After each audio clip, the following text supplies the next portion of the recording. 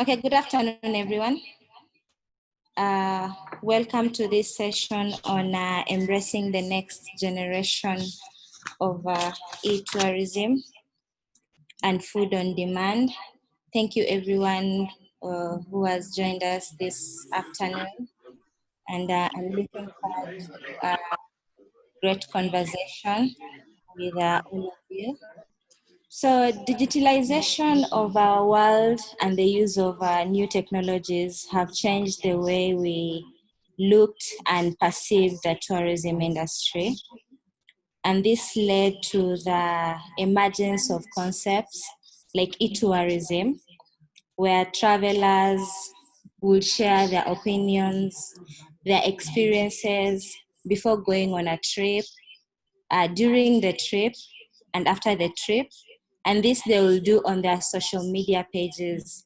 And nowadays we have YouTube, we have Twitter, we have TikTok, we have Snapchat, and we have Instagram. At least those ones are the ones that have a more social engaging, which is very informal as compared to LinkedIn and Twitter.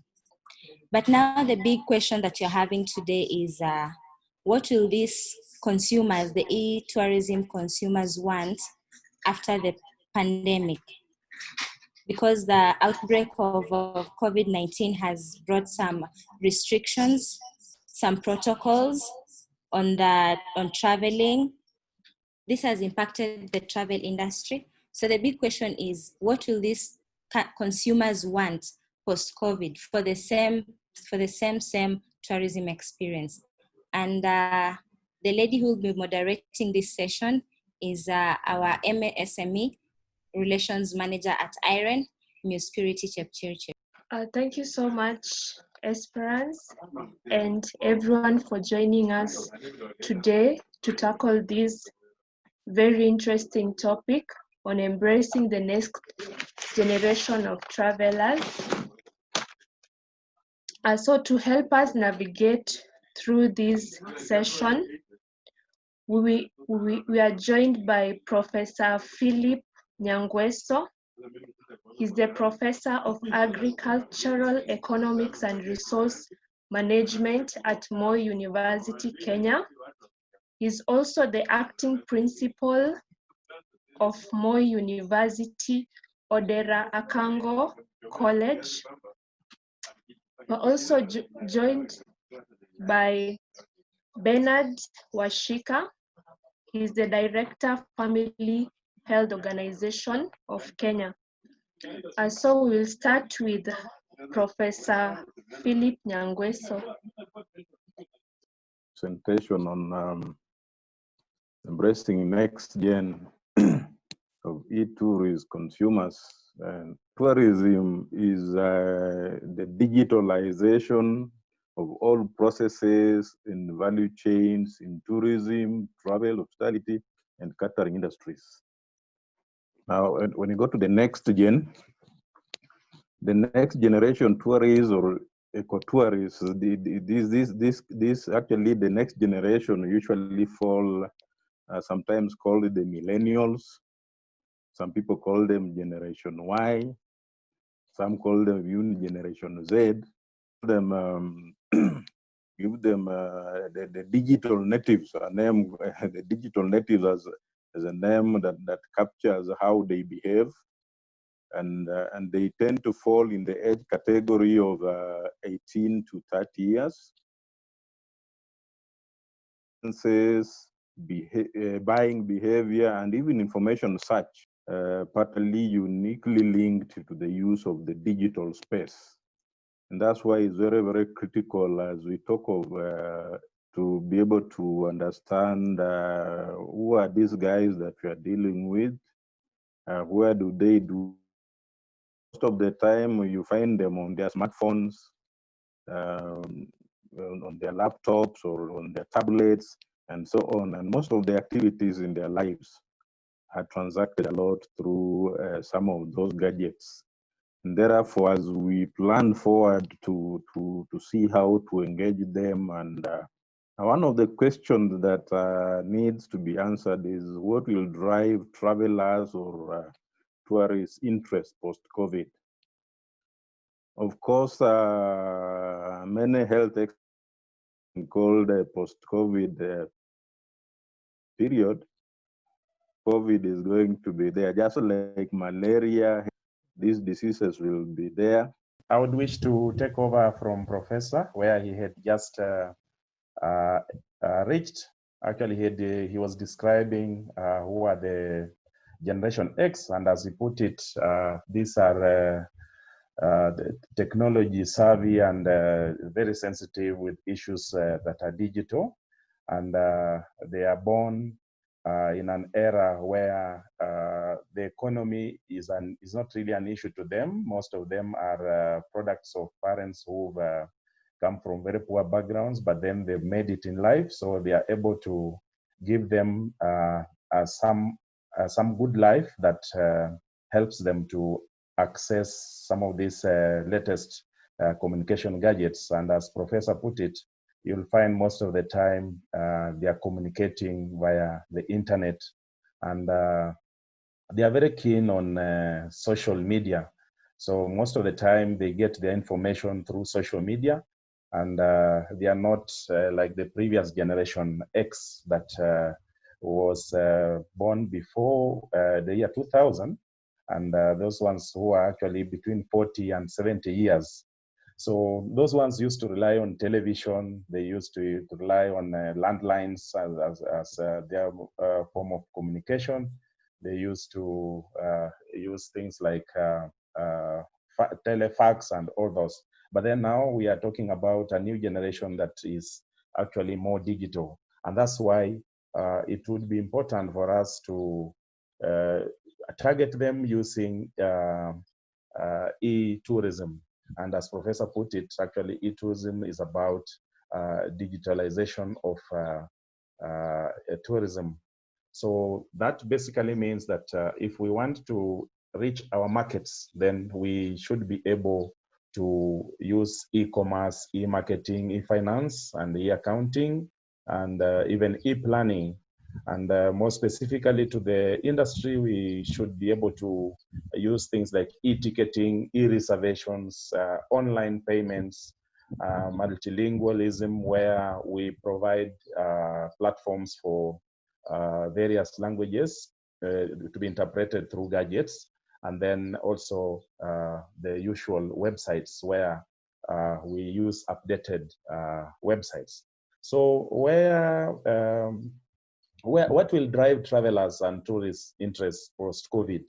As Professor put it, this is a condition that we are going to be having for some time. It will just be a normal illness that will be with us, and it would be important that other things in life go on as we handle the pandemic. So we will have what will really drive travelers during this time.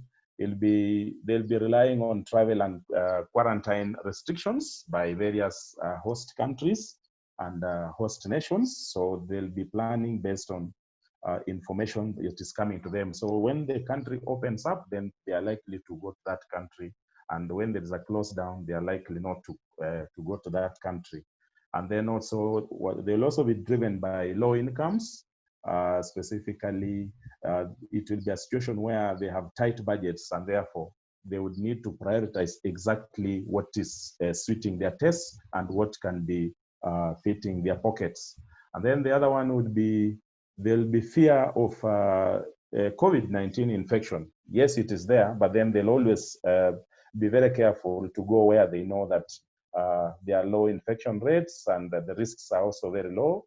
And they'll also would wish to be in a condition where infection is controlled and they know that it is safe. And then, of course, they'll also be keen on who is controlling acceptance of international tourism, and exactly they would like to know whether you'll be using screening certificates or screening at the airport like Emirates Airlines and other airlines are doing, or use of immunity cards. But then we should really note that COVID-19 is going to affect tourism by a decline of about 80%. And then it's also estimated that 100 million tourists and travel, we are likely to lose 100 million shillings from tourism and travel. And even the airlines, we are likely to lose 25 million jobs because of the COVID. But how can companies respond to all these demands? Basically, we are talking about alternative tourist packages. So the first one is there's need to strike a balance between public safety and economy recovery. We are talking about a situation where we need now to move more specifically to domestic tourism, because international travel will still be a bit hampered. So we need to come up with domestic tourism and market it. And then we'll also now get to packages like health tourism, where people want to have wellness, they want to restore themselves, and also they would wish to go for healing vacations, things like yoga retreats and spa treatments. So basically, it is a situation where people will want to keep healthy. So if we invest in such packages, then we are likely to be in business. And then they'll also look for heritage and culture tourism, where they'll want to go to museums, to historical sites, and other local areas. Then we will also have outdoor tourism. Outdoor tourism basically means they'll want to go out and have camping, they'll go to water sports, and also hiking. So they are moving away from what they've been in seclusion because of the COVID-19. So they'll also want to have family and friends tourism, where they'll want to go and meet their loved ones, but then this should be packaged by the tourism industry players as a 1 day or a shorter period rather than a full week activity. And then they'll also wish to go to remote or secluded places where they know that there's no crowding. These are areas like islands, mountain lodges, or even backcountry campsites. And also they would also wish to be, we expect that the tourism players can also focus on small groups, so that instead of those big cruise ships coming in with tourists, then we may start looking at charter boats. And then we know that these tourists will shy away from the large crowds in the parks and want just to have private places where they can go in small numbers. And then also we need private transportation over public or large teams movements. So we did this. The tourism players should also use enhanced technology, and this is mostly as we are talking about to try and control infections and also make tourists feel safe. Things like use of biometrics, where we'll have less contacts. We're using fingerprinting, which is contactless. We are using facial recognition. Then things like document scanning or even voice commands. Will be use of mobile applications, where we can use applications for check-ins in and out of our rooms, for unlocking the doors, rather than the door cards. Or we can also replace information cards or room service menus with applications. Then there'll also be need for enhanced technologies when we are cleaning our hotels and other eating spaces. We can also employ use of electrostatic sprayers. These are sprayers that are put with they are enabled through disinfection of and they can help in cleaning difficult surface areas without a lot of contact, which will also be safe for the staff. And then also technology can be applied where we use automated processes like checkout processes, rather than going to have the physical or face-to-face interaction. And then, of course, they can also be what I alluded before, smart door-to-door transportation, where when tourists come in, then they have just, they use an application to get a taxi, and then they're taken to where they're going, rather than being subjected to huge crowds. So in short, then I think what I can say is that We expect, from what experts have predicted, we expect the tourism industry to recover next year, actually end of 2021, when it would be back to normal. And then, of course, people will still want to come in, will still have tourists, because traveling is likely to, it's not likely to disappear. People will still want to move around and enjoy. Then also, experts are foreseeing an increase in leisure travel and visits to friends and families, as I said before. So we need to take advantage of this. And then the industry and destinations need to take steps to safeguard travelers and the workers. We should not just be thinking of the tourists that we are targeting, but also the workers, as they serve food and other delicacies to the tourists. Then they also need to be protected. So we are talking about safety that will enhance business. The future tourists and future business is banked on safety. And companies will also have to operate with tight budgets, but they should be willing to invest in processes and technologies. And also they should be flexible to the changing needs and requirements based on them. So finally, I can say that companies should be equipped effectively to adapt to post COVID-19, because this is now, as the normal, the current word says, this is actually the new normal. So we have also to live with the new normal. Otherwise, I think, thank you very much for that opportunity. Thank you so much, Bernard, for such great intro insights on this topic. And I'm glad to have been joined by Fred Hamadi. Fred is the founder of Ingo Adventures, which is a travel agency in the western part of Kenya, based in Kakamega. And since the conversation has already started, Fred, as I welcome you, just go straight to telling us what the e-travelers will be looking forward to post-COVID, since Bernard has said that the time that we shall recover the tourism travelers will be next year. Fred. Okay, as we wait for Fred, maybe I can go back to Professor Nyangweso. We lost you at some point. Thank you so much. Because of network issues, I disappeared, but I'm back. Yeah. Now, just talking about what is likely to drive the tourist interest post-COVID, and I mentioned that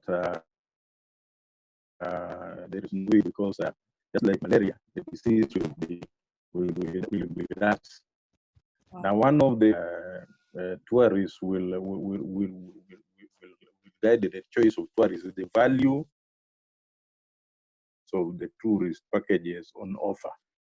Because of what has happened now, tourists will have to consist to face experiential products that leave long-lasting impact versus the virtual products, which you cannot experience that remain with it.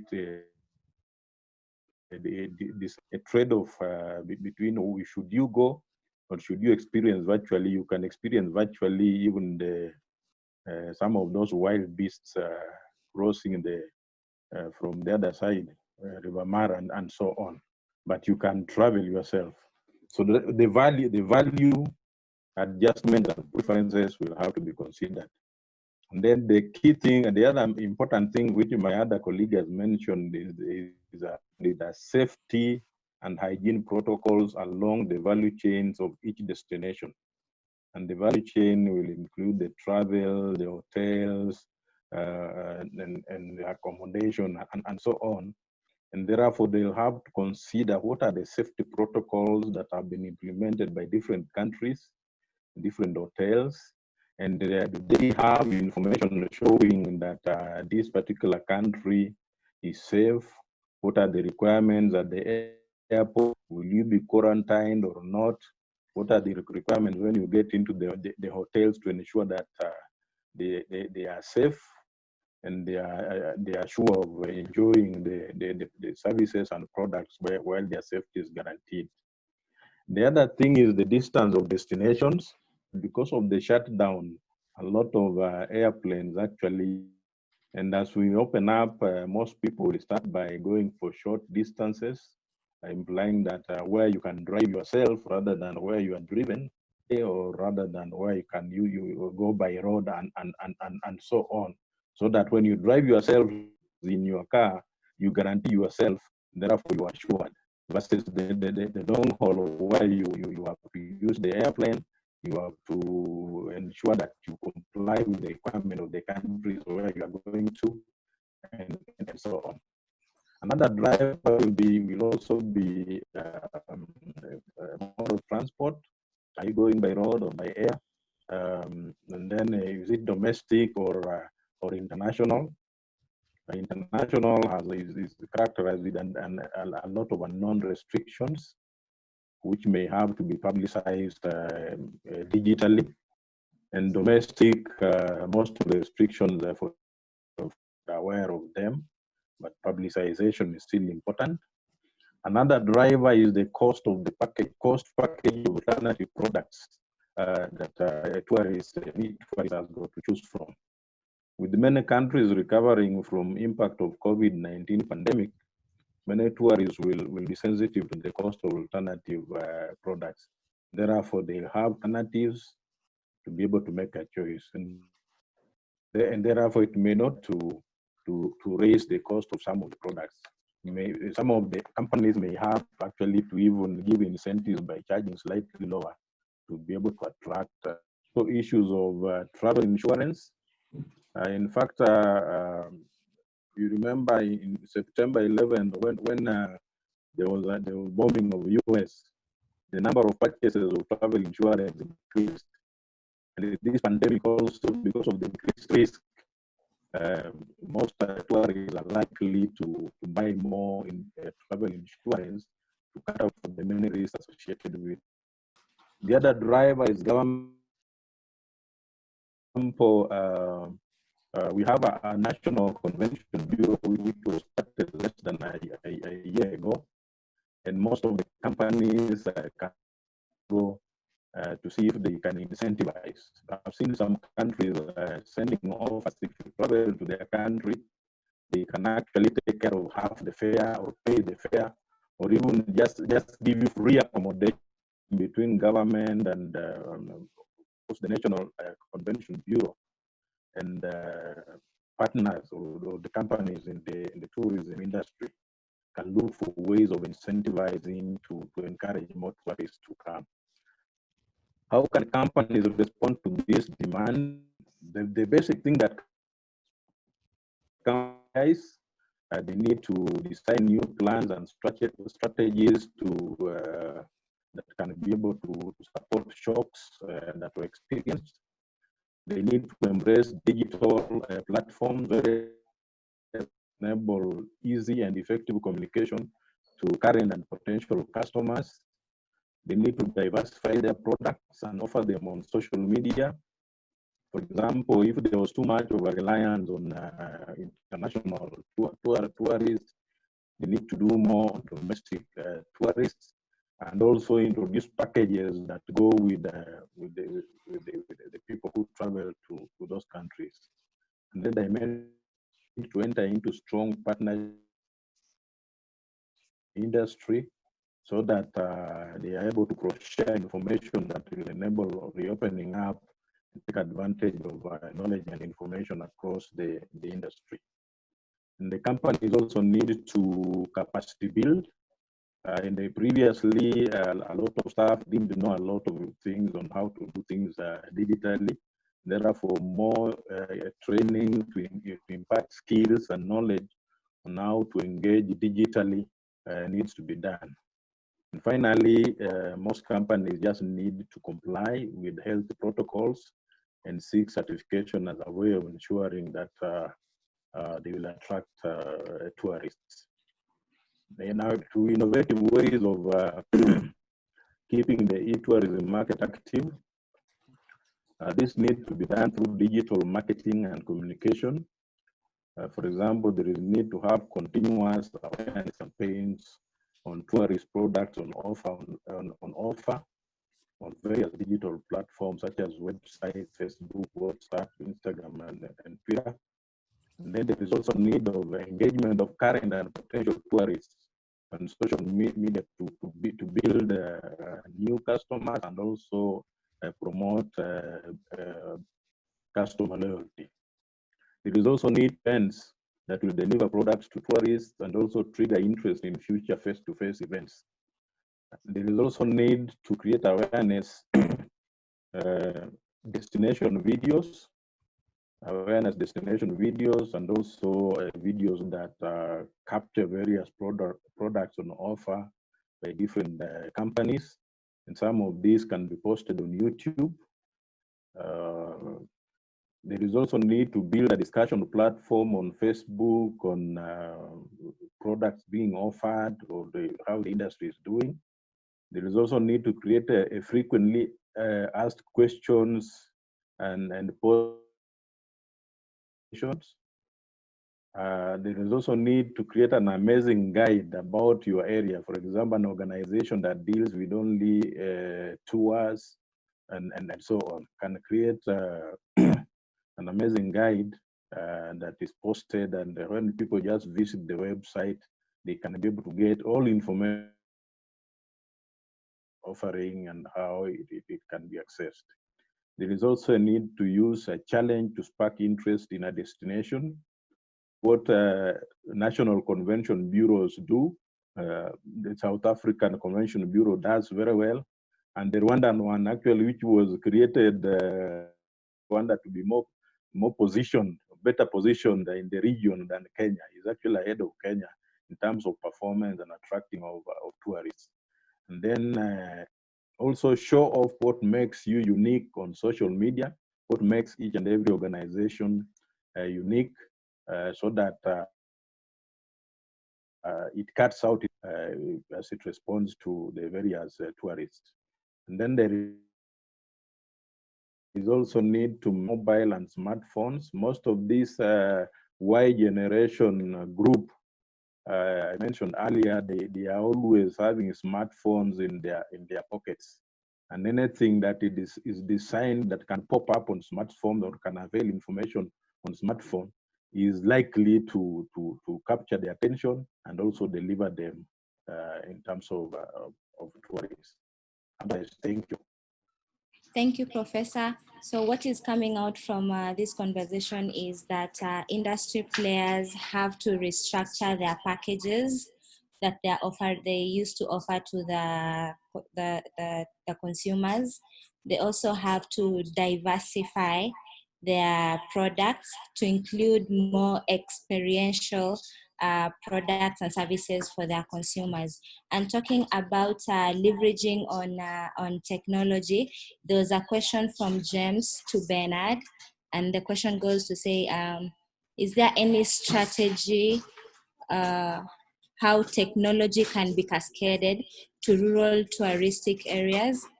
How this can reach actors in food tourism, actors in rural areas? Bernard? If Oh, Bernard, sorry. Yeah. Sorry, okay. sorry, I had muted. Thank you for the question. I think it is important that what we are discussing here is, cascaded to go down to the rural areas so that the businesses in those rural areas can benefit. And as I pointed out before, that one of the new tourism packages would be taking tourists to isolated areas where there's less interaction, and therefore they are able to enjoy from there in a safe way based on the COVID-19 situation. So one of the ways of ensuring that these businesses get this technology is to partner with various institutions. For instance, for example, if the county government can be approached and they provide internet, the way we see some of them providing free internet to various communities, then that would help such businesses to get access. The other one would be having the Chamber of Commerces in various sections or various parts of the country partner or talk to internet service providers to give them subsidies so that they are able to access internet with low packages, and this will really help them.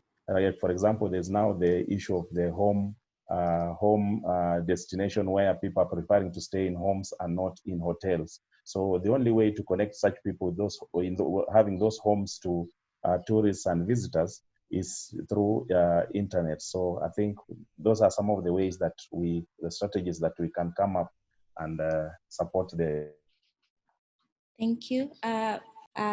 From a practical point of view, Fred, I would like you to just tell us how Ingo Adventures is managing to respond to the demands of your e-tourist consumers.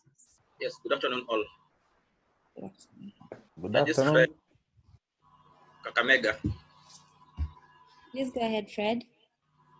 Yeah, basically Ingo Adventures is an upcoming tourist information center in Western region.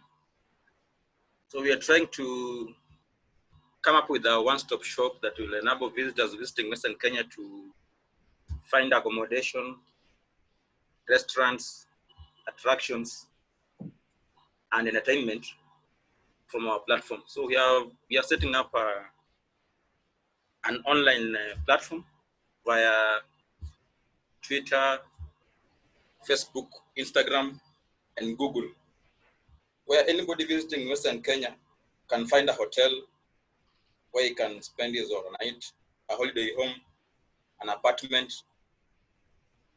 a restaurant where he can get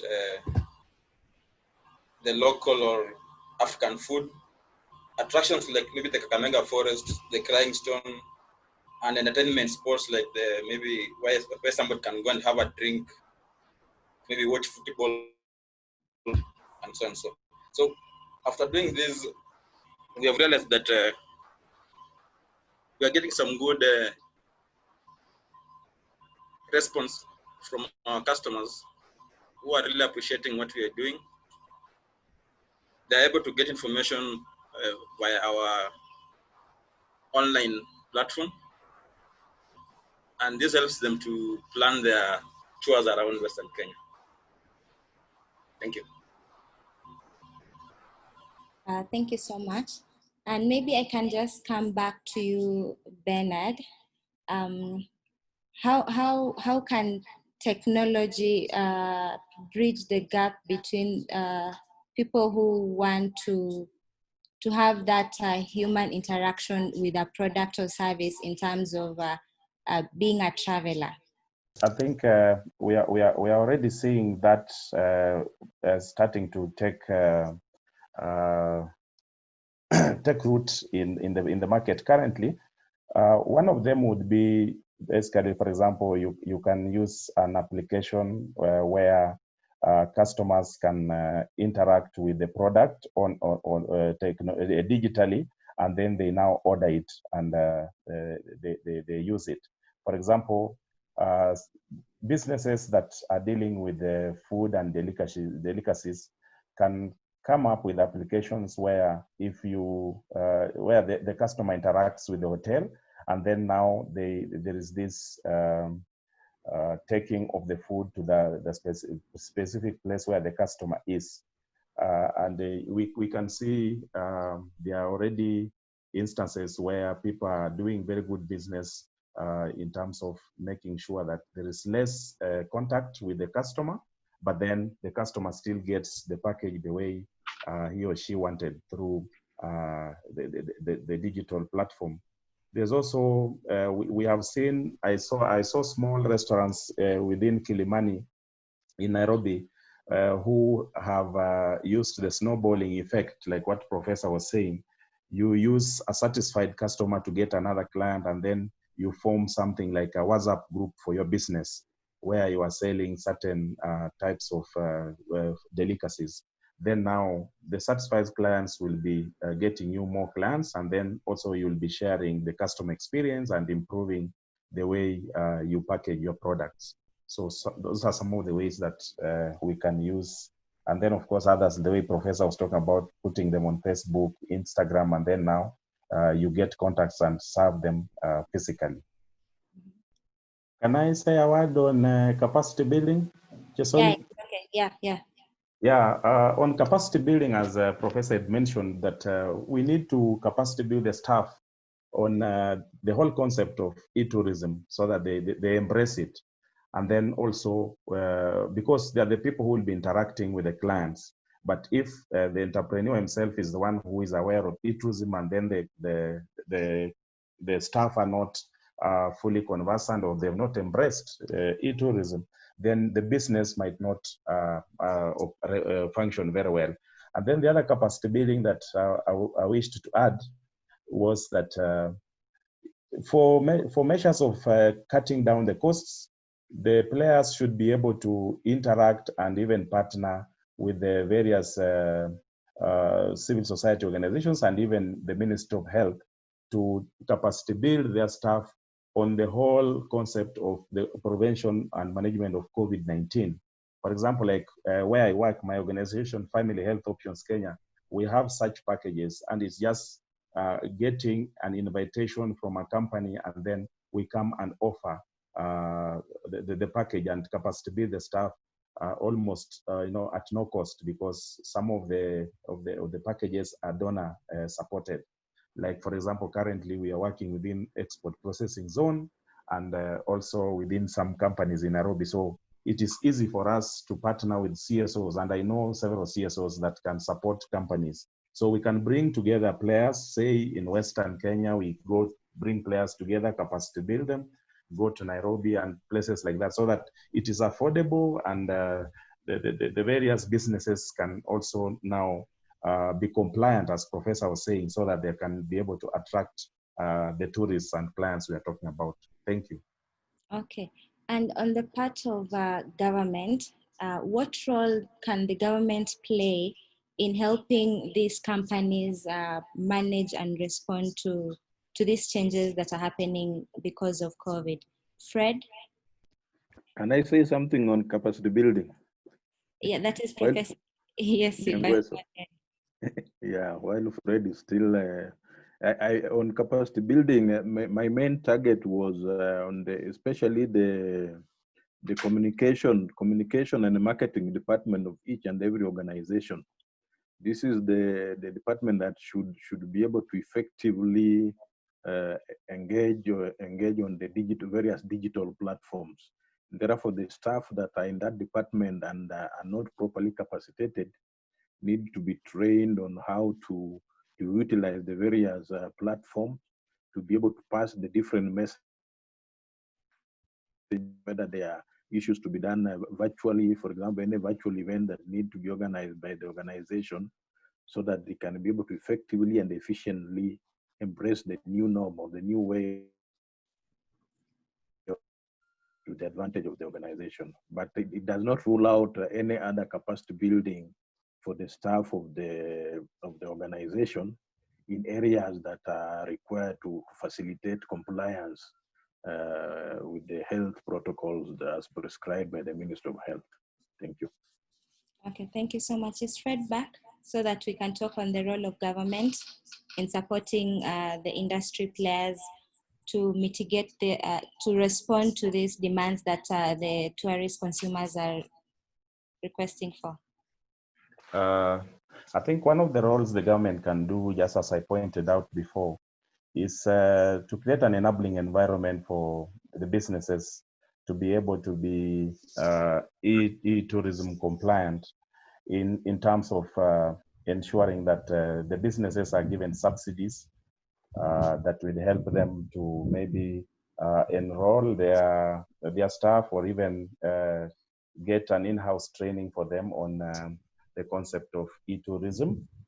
And then the other one would be, as Professor had mentioned before, that the government can also support the coming in of tourism or tourists in the country by maybe having not very strict controls or in terms of COVID-19, but making them at least flexible, so that, for example, when you arrive, you don't need to go to a quarantine. Maybe you can just be tested, and then you can do self-quarantine even in the hotel where you've gone, or manage it in a way that it doesn't create a lot of difficulties for the tourists. The other one would be what we've seen when countries emerge in such situations and they want to attract tourists. E-tourism is the government itself should market these destinations to support these businesses to market the destinations where the tourists should come. And finally, the government can also come up with issues like visa waivers. So if it can waive visa requirements for the tourists who are coming in, then it would help these businesses to pick up until maybe after 2021, as experts predict. Then they can get back to tourists paying visas, or even visa on arrival is always quite convenient compared to the process of getting it from your home country before you come in. Thank you. Okay, thank you so much. Those up, James? Yeah, I have a question to the panelists, and this would be if they can maybe take some moment and just give us some profile of this next gen consumers in their view. Maybe three key sticking out points of what you'd say is a next gen consumer. Because you notice, like for Kenya, the history has been, when you talk about tourism, it's a foreigner coming in to look at a big fight. Of course, every December nowadays, we know the middle class going to Mombasa to splash the ocean. Can you give us a sense of what you classify as the next gen consumer? This could be maybe Prof. Bernard or Fred, whoever is ready to go first. Yeah. In the definition of the next gen, actually, most of these guys are, as I mentioned earlier, are actually falling between 18 and 30 years, or the millennials, and so on. And these most of them are actually teenagers, and they are very active on the and they are very conscious about what they want, and would like to be able to get instant information on what they want, and so on. And therefore, smartphones and other platforms like WhatsApp, Instagram, and so on can be utilized as an avenue of providing the information that they require. And also, what do they want? What do teenagers want? The teenagers would like, when they go to a place, of course, to enjoy themselves. They would like to socialize.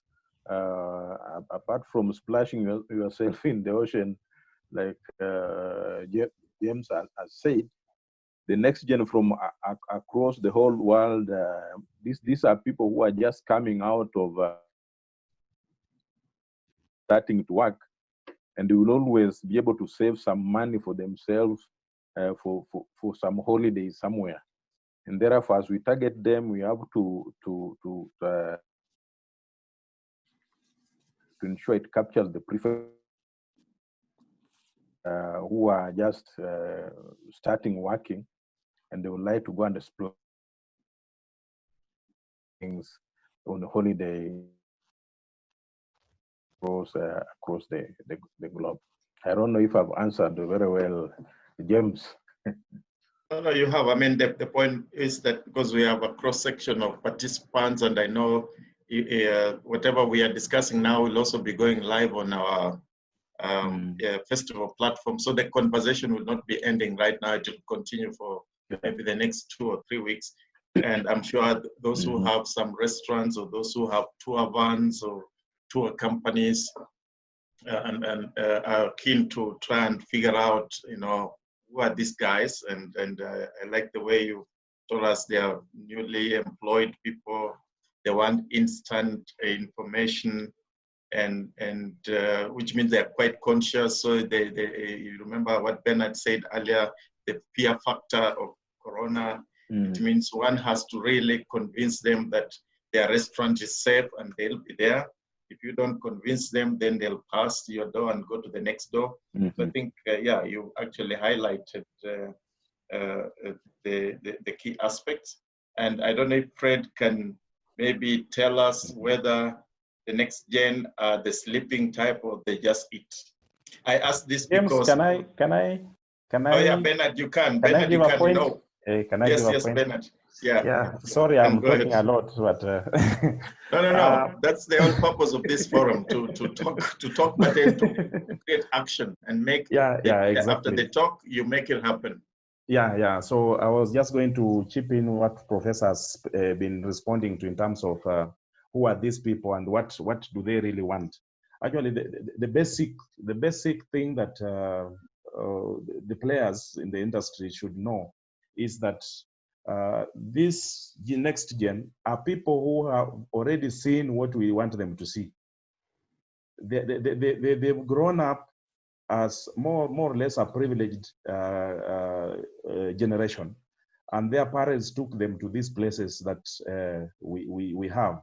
So if they are good hotels, they've been growing up being taken out for family outings, being taken abroad in the various touristic destinations, tasting all sorts of foods from the Swahili dishes to up to Western, where they've been eating owoba and other things. So these are people that we need now to come up with what they want. What do they want? They've seen all these things. Then what do we give them? So we need to give them special packages that can appeal to their age and to their generation in the times they are living in. So we need to also move away from the traditional way of doing things. For example, if it is a way of serving them meals, maybe through at the restaurant, inside the restaurant, and maybe buffet or something like that. Why can't we serve them maybe outside in the garden or near the beach where they are playing balls and other things, so that it is an experience, you know? Or we do some pre-tests when they come in. What do they feel? What do they want? Because this is a generation, as there's a study done by British Council 2018 about the next generation in Kenya. It's a generation that doesn't really like being engaged in something they've not been consulted. So the famous statement, nothing for us without us. So the industry players should also be carrying out some surveys. What does the next gen want? Not that you see young people, yes, you already conclude what they want as a package. No, if they give you input, then they'll be able to enjoy. Then the other thing about them is they are not private, unlike the generation X, those ones 40 to 70 years. These young people don't mind about splashing their privacy. They would like to take a photo, even if they are almost nude, and put it on social media so that, you know, they get the likes, you know, that's what they want. But you see, the other ones where we are coming in, you start by closing the main gate of the hotel, you close the next one until they're in their room. Then you leave them there, they'll be very happy, you know. Then the other one would be that they like things that can make them stand out. You know, they want to share a moment with the rest. Unlike the other generation that would keep quiet until you bump into them physically, they say, oh yeah, I visited that hotel. But these are the ones who immediately action has happened, they put it on Instagram, they put it on Facebook. And then, finally, the other one would be, the hotels need to invest in technology, like the usual TVs that you get into a room and find the normal TV there with the usual programs. That's not what the next generation wants. They want a smart TV where they can control the contents that are coming from them. Don't subject them to KTN, NTV, and other things. They don't want to watch news. They want to be on their own and do other things. So if we invest in smartphones and things digital, then we are able to attract them. Thank you. Yeah, thank you, Bernard. I have my kids, I think they belong to this generation, and they shocked me the other day that they can rewind the news. You know, some of us come from the generation where we used to rush home to watch news. They told me, no, you can watch the news anytime. We can rewind. You can watch yesterday's 7 p.m. news, the previous day. Okay, yeah. So you're quite right that with the next gen consumers, the packaging and the delivery has to change. Otherwise, we might really lose out on this particular one, especially for the investors. Yeah. So I'm done with my question, Esperance, and I'm glad Prof and Bernard have really, highlighted the key issues there. Thank you. Can I just add some of their characteristics? Huh? Yes. Yes, please go ahead. Yeah, yeah. This group of characters, they are very liberal. They are insanely tech savvy. They are self-expressive, confident, open to new ideas and the new ways of doing things. They are very selfish, lazy, delusional, disloyal. So those are some of the characteristics of this generation, and therefore it's not a generation that you would create a lot of rules and restrictions and you want them to follow. And therefore they need space, they need packages that enable them to express themselves, and so on. And the package for them, it must create some room for freedom to express themselves. Thank you. Thank you so much. And I think because of time, we have to close this session. A big thank you to our panelists, Fred, Hamadi, Bernard, Washika. Washika. Yeah, Washika. I was going to say Washali, sorry. Bernard Washika. Professor Philip Nyangweso for actually breaking down the profile of the next generation consumers, and this one really gives an idea to the industry players on whom they're dealing with. And I like the point of Bernard when he said that these are people who need specialized, personalized packages for them to really come and enjoy the experiences they're looking for. So thank you so much, everyone, for joining us, and have a good afternoon. Thank you. Thank you. Bye.